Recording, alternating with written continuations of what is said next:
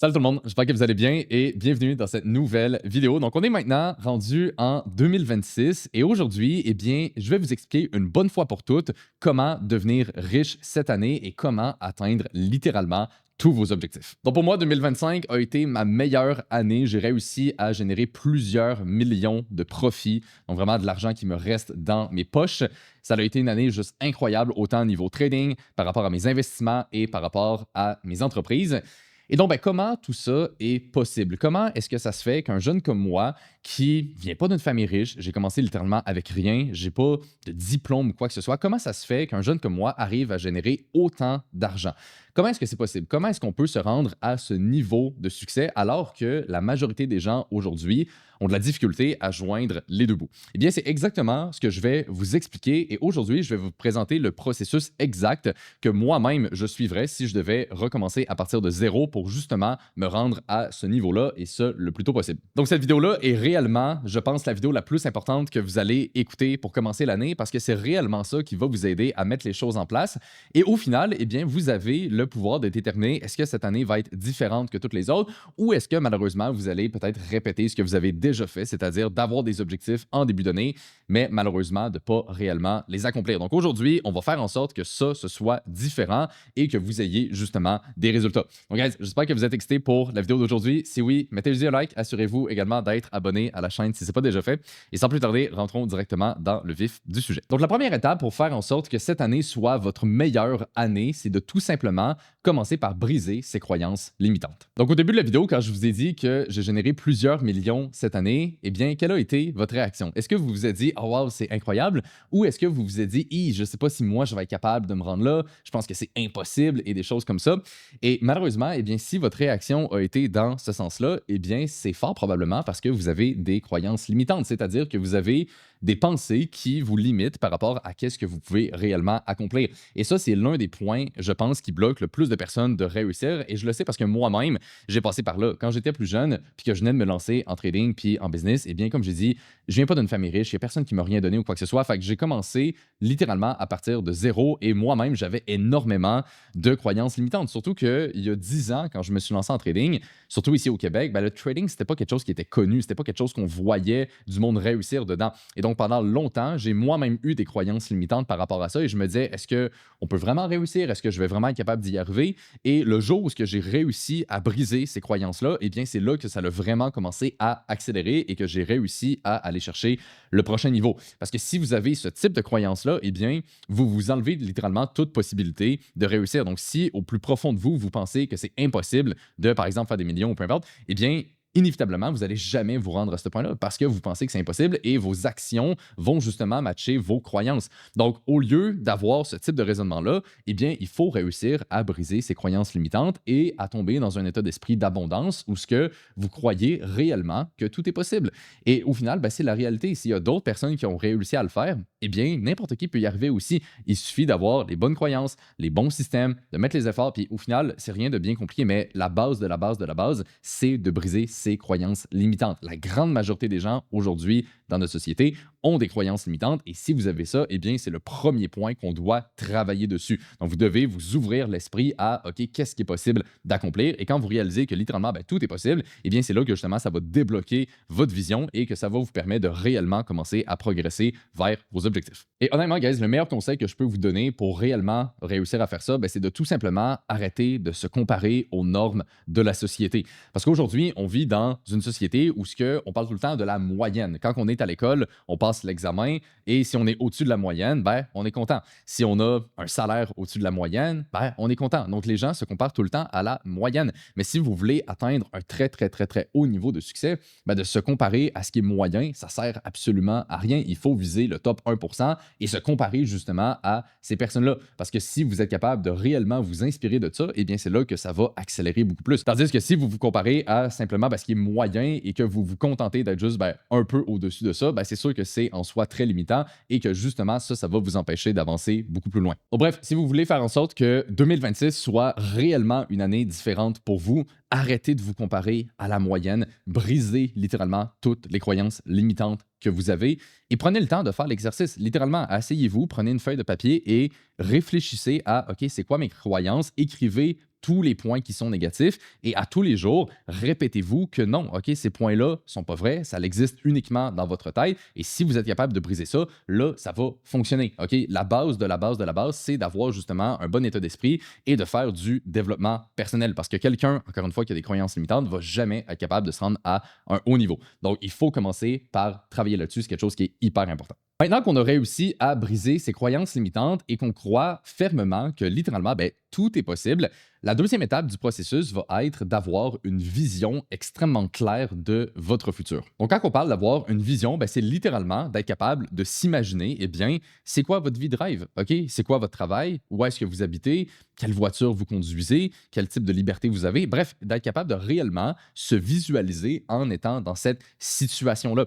Et ça, c'est un point qui est extrêmement puissant parce que n'importe qui que je connais qui a réussi à un haut niveau, et c'est la même chose pour moi aussi, eh bien, on a tous une vision. Avant de devenir millionnaire, ben, je savais que j'allais être millionnaire. Je l'avais déjà visualisé pendant des années et des années et des années. Et donc, quand c'est arrivé, eh bien, en soi, c'était quasiment même pas surprenant parce que je l'avais tellement visualisé que je savais qu'un jour, j'allais me rendre à ce point-là.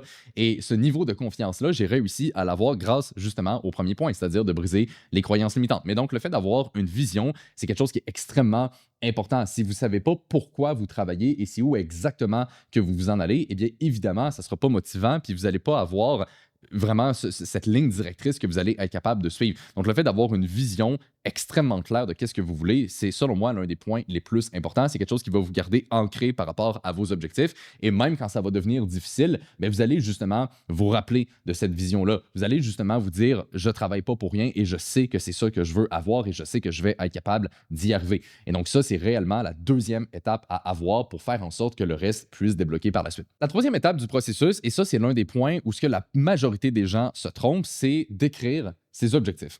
Et quand que je dis que la majorité des gens se trompent par rapport à ça, c'est tout simplement que souvent les gens ne savent pas comment réellement définir donc qu'est-ce qu'un objectif. Donc je vais vous donner un exemple. Souvent quand il y a des personnes qui, par exemple, s'intéressent de rejoindre notre programme de coaching et de se lancer en trading, eh bien là, ils vont dire par exemple, moi je veux être libre, je veux être capable de vivre de mon trading, puis des choses comme ça.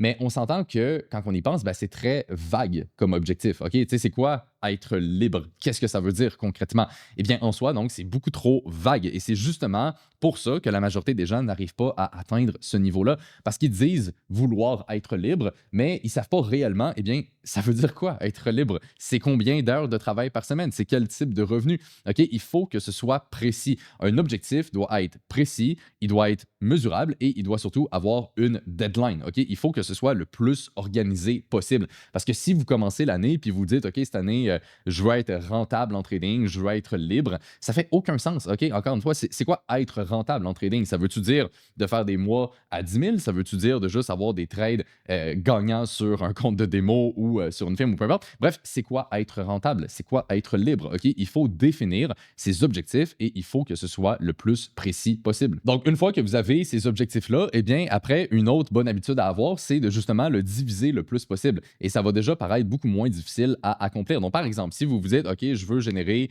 100 000 cette année avec mon trading. Bon, ben, au lieu de le voir de cette façon-là, dites-vous, OK, ben, 100 000 c'est combien de profit par mois que je dois générer? Si on fait les calculs, ça va être 8 000 et quelques. OK, après ça, ben, combien de capital j'ai besoin d'avoir, par exemple, avec une firme pour justement être capable de générer ces rendements-là en moyenne? Évidemment, en trading, il y a des variations, c'est normal. Mais bref, l'idée, c'est d'avoir justement une idée beaucoup plus précise de qu'est-ce que vous allez devoir faire pour accomplir vos objectifs. Donc, au lieu de juste se dire, je veux être libre ou je veux être rentable en trading, ben, il faut avoir un objectif précis. Il faut le diviser, par exemple, par mois et par la suite savoir, OK, ben, qu'est-ce que je dois faire au quotidien pour aller chercher ce capital-là? Avec ce capital-là, quel type de rendement en moyenne je vais être capable de générer? Est-ce que c'est réaliste, oui ou non? Bref, il faut avoir une vision et des objectifs extrêmement précis. Si c'est trop dans les nuages, je vous garantis que ça ne va jamais fonctionner. OK? Donc, prenez le temps de réellement écrire vos objectifs et soyez précis. Encore une fois, il faut être mesuré dans ce qu'on fait et il faut avoir un deadline. Et je vous invite aussi à, par la suite, prioriser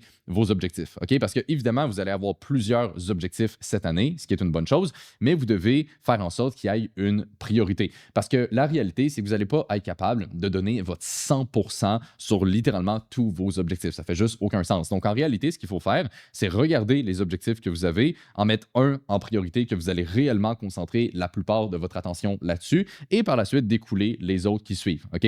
Et d'une année à une autre, c'est des choses qui peuvent changer. Donc, par exemple, personnellement, quand je me suis lancé en trading, j'avais comme objectif d'être capable de générer au moins un 100 000 par année parce que je me disais à 100 000 par année en moyenne, je vais quand même avoir une belle liberté, je vais avoir des bons résultats, je vais être capable d'économiser beaucoup d'argent, de la réinvestir, de la refaire fructifier et ainsi de suite.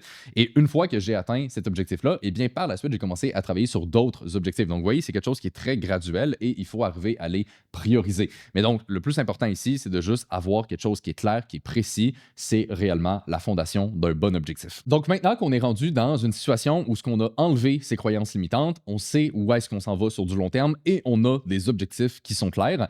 La quatrième étape du processus va être de stabiliser sa situation financière personnelle. Et ça, c'est l'un des points qui est extrêmement important parce que je vois beaucoup de personnes, par exemple, essayer de se lancer en trading ou en business, alors que au niveau personnel, ben, il y a beaucoup d'incertitudes. Ils n'ont peut-être pas beaucoup d'argent de côté ou ils sont dans une situation qui ne savent pas trop comment ça va évoluer par la suite. Et ça, en soi, c'est quelque chose qui, selon moi, est vraiment important parce que si, par exemple, vous vous lancez en trading, mais que vous n'avez pas beaucoup d'argent de côté, vous êtes stressé par rapport à votre travail ou alors vous ne savez pas trop est-ce que vous allez vraiment être capable d'y mettre du temps ou non. Bref, si vous avez beaucoup d'incertitudes par rapport à votre situation personnel, eh bien, ça va être juste beaucoup plus difficile en réalité de vraiment progresser et d'atteindre vos objectifs. Donc, avant de commencer à travailler là-dessus, concentrez-vous sur stabiliser votre situation personnelle. OK? C'est un point qui est super simple, mais qui est réellement important. La plupart des gens au sein de notre programme de coaching qui ont des très bons résultats en trading, eh bien, évidemment, quand ils se sont lancés dans le programme, eh bien, il y avait déjà une bonne situation. Ils étaient stables, il y avait du temps qui était capable d'y dédier, il y avait déjà priorisé des blocs dans leur journée où ils vont être capables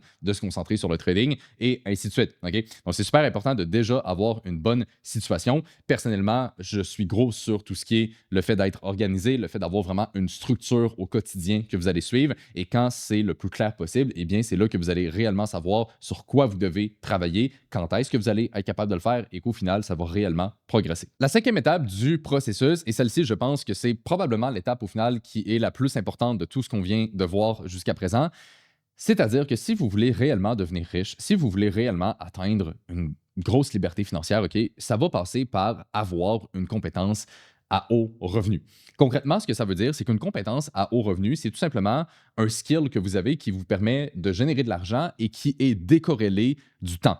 Et ce point-là, c'est la chose la plus importante. Et je vais vous expliquer ici les différents leviers qu'on a pour justement générer de l'argent. Donc, le premier levier, c'est le levier du temps. C'est-à-dire que la majorité des gens, par exemple, vont aller travailler, ils vont échanger leur temps contre de l'argent et par la suite, ils vont avoir un revenu avec ça. Le problème ici, c'est que, bien évidemment, c'est extrêmement limité parce qu'on a tous seulement 24 heures dans une journée. Vous n'allez pas être capable de travailler à l'infini. Et donc, si le seul moyen que vous avez de gagner de l'argent, ben, c'est d'échanger directement votre temps contre de l'argent, eh bien, évidemment, ça fait aucun sens et on ne va jamais être capable d'atteindre un haut niveau. Donc ça, c'est le premier levier. Évidemment, tout le monde commence pas mal là et c'est correct, mais c'est évidemment le levier qui est le moins intéressant. Le deuxième levier d'une compétence à haut revenu, et là, on commence à s'en rapprocher un petit peu plus, c'est d'utiliser le temps des autres. Donc, par exemple, quelqu'un qui a une business, eh bien, il va avoir des employés et donc, ça fait qu'il y a plusieurs personnes en même temps qui travaillent sur le même projet. Et donc là, ça fait qu'on est capable de multiplier l'effort qu'on fait sur la même chose et donc, c'est là qu'on est capable de décupler les résultats. Donc ça, c'est le deuxième levier. C'est un levier qui peut être intéressant, mais qui n'est pas non plus 100% optimal parce que ça reste quand même corrélé au temps d'une certaine façon. Donc, la meilleure compétence qu'on peut avoir pour réellement atteindre un très, très haut niveau de succès, c'est quelque chose qui est 100% décorrélé du temps. C'est-à-dire d'être capable de faire de l'argent avec, par exemple, de l'argent. Et c'est ça le principe du trading. C'est pour ça que personnellement, je me suis lancé là-dedans en premier et qu'aujourd'hui, 10 ans plus tard, c'est encore ce que je fais principalement. C'est-à-dire qu'avec le trading, eh bien, l'argent qu'on va générer dépend uniquement de l'argent qu'on a. Et donc, concrètement, ce que ça veut dire, c'est que de plus en plus qu'on avance, de plus en plus qu'on a de l'expérience en trading, eh bien, de plus en plus que notre capital va grossir et de plus en plus que le capital grossit, de plus en plus qu'on fait de l'argent sans devoir travailler plus. Donc, la façon qu'on vient scale son niveau de revenu, c'est par rapport au capital et non par rapport au temps. Et cette nuance-là, c'est la nuance la plus importante. Si vous voulez devenir riche, riche et ce, en étant jeune, eh bien, il faut que ce soit décorrélé du temps. Et c'est l'une des raisons principales de pourquoi j'ai réussi à atteindre le niveau que j'ai aujourd'hui dans ma début vingtaine. C'est tout simplement parce que j'ai une compétence qui n'est pas reliée à mon temps. Donc, peu importe l'âge que j'ai, eh bien, au final, ça change absolument rien. Peu importe le temps que ça fait que je suis en trading, c'est pas non plus la composante la plus importante. Ce qui est le plus important ici, c'est d'avoir accès à du capital. Avec ce capital-là, on fait de l'argent. Le plus qu'on fait d'argent, le plus qu'on a de capital, le plus qu'on fait d'argent et ainsi de suite. Donc, au final, c'est 100% corrélé à l'argent directement. L'argent est infini dans le système et c'est justement pour ça que ça en fait, selon moi, la meilleure compétence, tout simplement. Donc, pour vous expliquer comment qu'on accélère ce processus-là avec les étudiants au sein du programme, pour vous donner une idée de concrètement, eh bien, à quoi ça peut ressembler. Donc, en soi, c'est plutôt simple. Quand quelqu'un rejoint le programme, on va évidemment commencer par l'apprentissage. Donc, il faut comprendre les marchés, les systèmes de trading et ainsi de suite. Donc, il y a quand même une grosse partie d'écouter les vidéos éducatives, de commencer à pratiquer, de me voir trader, puis ainsi de suite. Donc, au début, c'est beaucoup d'apprentissage. En général, cette partie-là du programme va prendre 2 à 3 mois en moyenne par personne, en y mettant environ 1 à 2 heures par jour, ce qui est à peu près la moyenne là, des étudiants. Et donc, une fois qu'on a terminé l'apprentissage et que là, la personne a vraiment une bonne fondation pour commencer à trader, eh bien, elle va commencer à se pratiquer sur un compte fictif, elle va avoir ses premiers résultats. Et par la suite, là, on va aller travailler avec des firmes. Pour ceux qui sont peut-être pas familiers avec le concept, dans le monde du trading aujourd'hui, il y a 2 possibilités. C'est soit qu'on trade avec son propre capital ou qu'on travaille avec des firmes. Des firmes, c'est tout simplement des entreprises pour lesquelles on peut trader pour eux. Okay? Donc, on ne parle pas d'emprunter de l'argent ou quoi que ce soit. C'est vraiment, on trade pour une firme et eux nous payent en contrepartie des résultats qu'on va générer, tout simplement.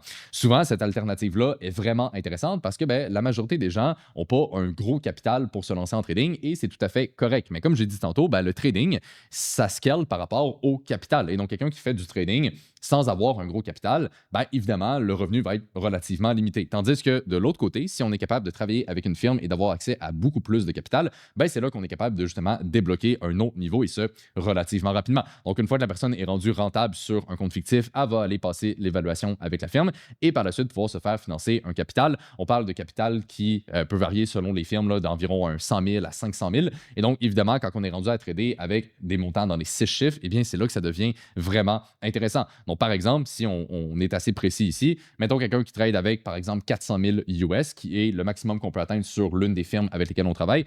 400 000 US, c'est 550 000 environ canadiens. Et un bon trader, quelqu'un qui est compétent, qui gère son risque et justement qui est très constant dans ses résultats, je dirais que de générer un 2 à 4 par mois, là, c'est quelque chose qui est très réaliste à avoir sur du long terme. Donc, quelqu'un qui trade avec plus ou moins, mettons, 500 000 Canadiens, supposons qu'on fait ça simple, et qui génère un 2 à 4 par mois en moyenne, eh bien, on parle déjà quand même d'un revenu de 10 à 20 000 par mois.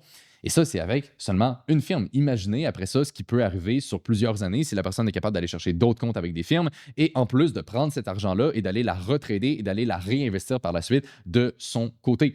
Et donc, c'est pour ça que ici, ce qui est vraiment intéressant à développer, donc, c'est tout un peu cet écosystème où ce qu'on a une compétence, où ce qu'on fait de plus en plus d'argent sans devoir travailler de plus en plus. Et cette nuance-là, je le répète, c'est le point le plus important. Je ne serais jamais où ce que j'en suis aujourd'hui si je n'avais pas une compétence qui est 100% décorrélée du temps. Et vous voyez donc, c'est pour ça que je mettais l'accent sur le fait de développer une compétence comme ça parce que le seul moyen possible de générer énormément d'argent en étant jeune, c'est d'avoir quelque chose qui est décorrélé du temps.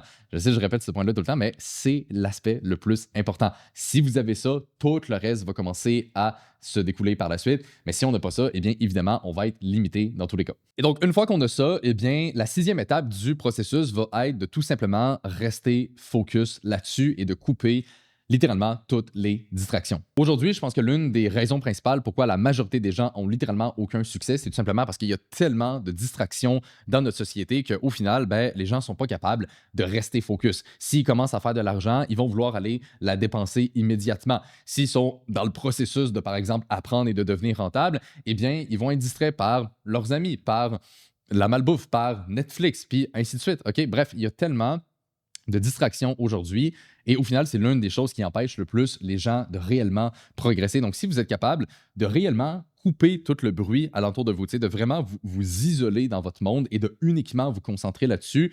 De un, le travail en soi va devenir beaucoup plus agréable parce que si vous enlevez tous les autres récepteurs de dopamine par rapport à ce type de divertissement-là et que la seule chose que vous faites, c'est travailler, ben, ultimement, le travail en soi devient beaucoup plus agréable, ça devient beaucoup plus facile de travailler et évidemment, vous allez progresser beaucoup plus rapidement aussi. Mais donc, c'est de vraiment s'isoler par rapport à ça et d'être vraiment intense dans ce qu'on fait. Puis ça, c'est la réalité que j'ai l'impression plein de personnes ne veulent pas accepter, mais au final, tu sais, si vous voulez réellement atteindre le top 1% dans n'importe quelle industrie, ben évidemment, vous allez devoir travailler et faire ce que le top 1% font. OK? C'est aussi simple que ça. Donc, si la majorité des gens n'ont pas de résultats, n'ont pas de liberté, n'ont pas beaucoup d'argent, ben évidemment, vous allez devoir faire quelque chose qui est à l'extrême de tout ça. OK? Puis le plus intense que vous êtes, le plus d'efforts que vous mettez là-dedans, le plus que ça va avancer rapidement. On en a des étudiants au sein de notre programme de coaching qui, en quelques mois, arrivent à devenir rentables, se faire financer avec les firmes, commencer à générer un 5, 10 000, 20 000 par mois, et ça en quelques mois. OK? Évidemment, ici, je parle des personnes les plus sérieuses, des personnes qui sont réellement le plus focus, mais c'est quelque chose qui existe, on l'a vu à des dizaines et des dizaines et des dizaines de reprises. Et encore une fois, je sais que la plupart des gens ont des croyances limitantes là-dessus, ils pensent que c'est pas possible, ils pensent que ça va demander des années et des années. Souvent, il y a du monde qui me dit ça, ah, moi je sais que pour réussir en trading, ça prend 5 ans. Ça prend pas 5 ans. Avec les bons systèmes, avec du travail, ça peut se faire beaucoup plus rapidement que ça. Mais la réalité, c'est qu'il va falloir être vraiment intense et si vous voulez réellement atteindre ce niveau d'intensité, eh bien, il va falloir être capable de couper les distractions. C'est vraiment l'un des points les plus importants. Évidemment, on pourrait aussi parler de la discipline et la motivation. Souvent, les gens se concentrent sur la motivation, c'est-à-dire qu'ils vont se lever le matin, ils vont se sentir motivés, donc là, ils vont vouloir travailler, mais l'autre jour, ben, s'ils ne sont pas motivés, ils vont pas mal moins avancer. Ça aussi, c'est l'un des plus grands problèmes. La réalité, c'est qu'il y a des jours que ça va vous tenter, il y a des jours que ça ne va pas vous tenter et vous devez quand même avancer dans tous les cas. Donc là, on parle ici de la discipline, d'être capable de faire quelque chose que vous n'avez pas forcément envie de faire, mais que vous le savez, qui ultimement va vous amener la vie que vous voulez avoir plus tard. Et donc, d'être capable de justement déléguer un peu cette gratification instantanée et de réellement se concentrer sur, OK, qu'est-ce que je peux faire dans le moment présent ou ce que peut-être j'ai pas forcément envie de le faire, mais que je sais qu'il va pouvoir m'amener vers mon objectif. Donc ça aussi, je dirais, c'est vraiment l'un des points les plus importants. Et sinon, ben, la septième et dernière étape du processus, et ça, il y a très peu de gens qui font ça, mais personnellement, je l'ai fait pendant longtemps et ça m'a vraiment aidé, c'est d'avoir ce qu'on appelle un partenaire de responsabilité. Concrètement, ce que ça veut dire, c'est que si vous vous basez uniquement sur votre propre volonté personnelle pour réussir, eh bien, ceux qui ont le meilleur mindset parmi vous vont quand même être capables d'y arriver. Mais si on est honnête, eh bien, il y en a que ça ne sera pas suffisant. OK? Il y a beaucoup de personnes aujourd'hui qui ont de la difficulté avec le fait d'être discipliné, d'être constant, de tout le temps faire la même routine. Comme j'ai dit, la plupart du monde ont tellement de distractions alentour d'eux qu'ils ne sont pas réellement capables d'atteindre ce niveau-là. Et donc, l'une des choses qui peut réellement vous aider, et moi-même, je l'ai fait pendant longtemps, c'est d'avoir donc un partenaire de responsabilité. Concrètement, ce que ça veut dire, c'est que vous devez trouver un proche, que ce soit un membre de votre famille, que ce soit un ami que vous avez ou peu importe, et vous devez, avec cette personne-là, lui dire c'est quoi vos objectifs, qu'est-ce que vous voulez accomplir cette année, et vous devez donc mettre une conséquence à si ça n'arrive pas. Et ça, vous pouvez le faire sur vos objectifs de l'année, mais vous pouvez aussi le faire sur votre routine, par exemple, à chaque semaine. OK? Donc, si vous avez comme objectif de, par exemple, devenir rentable en trading, de générer, mettons, un 10 000 par mois en moyenne, eh bien là, vous savez que, OK, je vais devoir me faire coacher, je vais devoir apprendre un système, je vais devoir devenir rentable, je vais devoir aller passer l'évaluation avec la firme. Bon, fait que là, vous avez des étapes concrètement que vous allez suivre à chaque semaine. Et donc, ben, ensuite de ça, vous allez devoir avoir quelqu'un qui vous tient responsable de ça. Donc, à la fin de la semaine, vous allez devoir donner un compte rendu à cette personne-là. Et si vous avez réussi, tant mieux, mais si vous n'avez pas réussi, il doit y avoir une conséquence. Donc, par exemple, vous dites, OK, bon, ben, si je n'atteins pas mon objectif, je dois donner 100 à chaque fois que je ne l'atteins pas. Et ça, ben, ça va vous rendre redevable envers quelqu'un, ça va vous forcer à réellement passer à l'action. Et c'est l'un des processus qu'on met en place au sein du programme. Donc, pas dans le sens, évidemment, que la personne n'atteint pas ses objectifs, donc elle nous donne de l'argent, mais plus dans le sens que à chaque semaine, au sein du programme de coaching, on a des suivis individuels avec les étudiants. Il y a 2 suivis par semaine. Et ça, c'est l'un des points qui aide les gens à avancer parce que, évidemment, ben, la personne, elle ne voudra pas me dire ah ouais, Anthony, cette semaine, j'ai rien fait, j'ai pas avancé. Évidemment, la personne, elle va se sentir hyper mal de me dire ça et à raison. Donc, justement, le fait d'avoir quelqu'un qui suit avec nous notre progression et d'avoir quelqu'un qui nous tient responsable, eh bien, en soi, c'est quelque chose qui est extrêmement puissant.